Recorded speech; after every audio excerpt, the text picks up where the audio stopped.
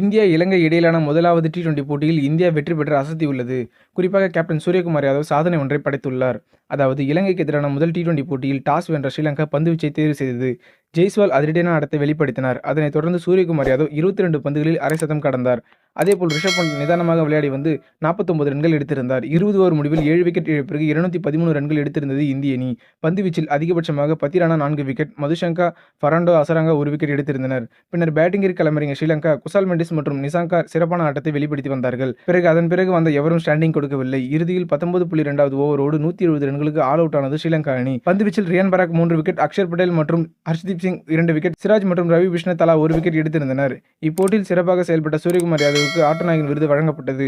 குறிப்பாக இதன் மூலம் சூரியகுமார் யாதவ் சாதனை ஒன்றை படைத்துள்ளார். அதாவது சர்வதேச டி20 போட்டிகளில் அதிக முறை ஆட்டநாயகன் விருது வென்ற சாதனையை படைத்திருக்கிறார். அதாவது 69 சர்வதேச டி20 போட்டிகளில் 16 முறை ஆட்டநாயகன் விருது வென்றிருக்கிறார். இரண்டாவது இடத்தில் விராட் கோலி உள்ளார் என்பதும் குறிப்பிடத்தக்கது.